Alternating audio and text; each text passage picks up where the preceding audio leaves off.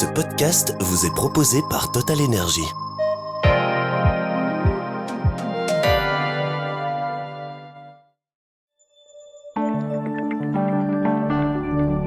Nous sommes le samedi 6 septembre, je m'appelle Fanny Rocher et je vous souhaite la bienvenue sur le Trends des marchés, le podcast de Z sur 7. Je reçois Nicolas Deltour de Belfius.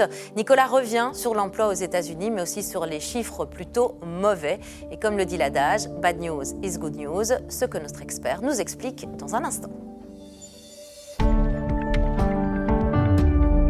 Il est temps à présent de nous pencher sur les bourses. Les bourses européennes ont terminé la semaine dans le rouge, plombées par un rapport sur l'emploi américain. On y vient tout de suite. Pire que prévu en août, avec une hausse du chômage à son niveau le plus haut depuis octobre 2021. De quoi pousser la Fed à accélérer la baisse de ses taux, mais aussi réveiller le spectre d'une récession. Sur Euronext Bruxelles, Elia progresse à contre-courant, profitant de son profil défensif. Hors indice, Galapagos a nettement rebondi après sa chute des dernières semaines. Sofina a déçu alors que sa valeur intrinsèque a baissé de 5% au premier semestre à 296,38 € par action. Bélis également a mal fini la semaine. Et toute cette actualité en temps réel des marchés et ces analyses, vous pouvez les retrouver sur la plateforme Trends Z.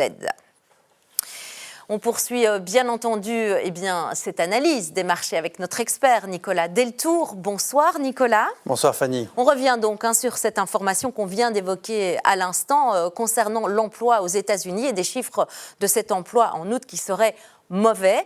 Bad news is good news, c'est ce qu'on pourrait dire aujourd'hui ? Alors, c'est ce qui s'est passé, en tout cas, une partie de la séance en Europe et aux États-Unis. Et c'est vrai que tant que les banques centrales occupent le devant de la scène, on va continuer à assister à des phénomènes de cette nature. Alors bon, en Europe, du côté des taux directeurs, donc de la Banque centrale, les choses se calment un peu. Il y a une forme de consensus. On a déjà bien baissé, on est autour des 2%, alors qu'aux États-Unis, on est encore au-dessus des 4%. Et il y a encore des grosses discussions autour de ces taux directeurs. On se souvient d'ailleurs du bras de fer entre Donald Trump et Jérôme Powell, le directeur de la Banque centrale américaine. Pour faire bref et pour mémoire, Donald Trump veut faire baisser ses taux directeurs, donc les taux très court terme, le plus vite possible et le plus fort possible, pendant que Jérôme Powell, il y est fermement opposé pour plusieurs raisons.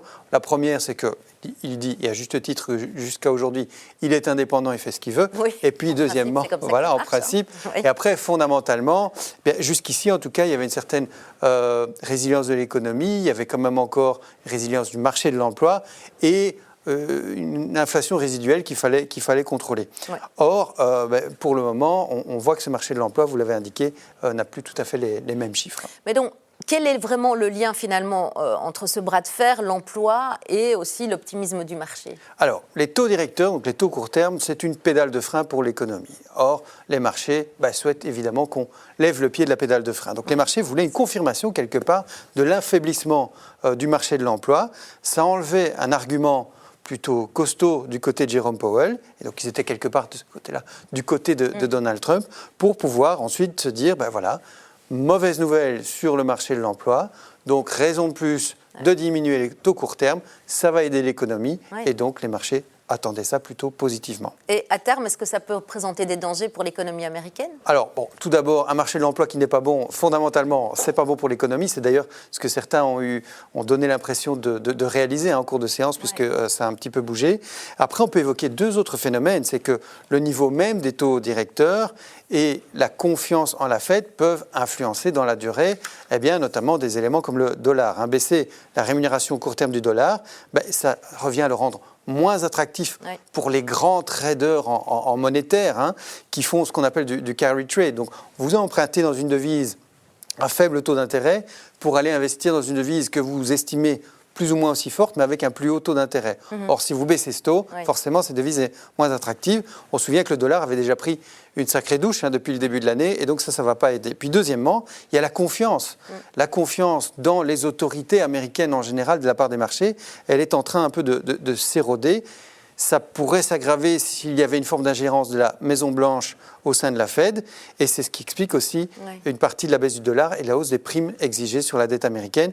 On a déjà d'ailleurs vu également que certains grands institutionnels allègent leur position en dollars pour acheter de l'or qui a bien monté ces dernières semaines. Donc, est-ce qu'on peut conclure alors pour l'investisseur, notamment en termes d'ajustement de son portefeuille? Alors en termes d'ajustement, justement, pas trop ajuster le portefeuille. Tout ceci nous rappelle que finalement, les incidents ou les annonces un peu émotionnelles peuvent tomber un peu n'importe où. Donc il s'agit surtout, en particulier pour les marchés d'actions, de rester exposé, oui, mais de manière la plus diversifiée possible. Et tout ne va pas si mal. Hein. Pour mémoire, durant l'été, plus des 3/4 des sociétés américaines ont battu les attentes des marchés lors de la publication de leurs résultats. Ça, c'est pour le marché action. Ouais. Pour le marché obligataire, si les taux directeurs, on voit qu'ils vont vers le bas, ils ont bien baissé en Europe, ils devraient baisser aux États-Unis. Les taux long terme, à contrario, eux, sont remontés. Amit Fajawi en parlait tout à l'heure. Oui, et donc là, qu'est-ce que ça implique pour l'investisseur obligataire? C'est d'essayer de s'extraire le plus possible du court terme, ne pas être trop concentré sur le court terme pour aller exploiter ces rendements qui sont plus élevés aujourd'hui, plus attractifs sur les segments plus longs de la courbe. Moyen et long terme. Moyen long terme. Merci beaucoup Nicolas Deltour pour cette analyse des marchés. Je vous souhaite une toute belle soirée et à très très bientôt. Merci, bonne soirée à vous. Bonne soirée.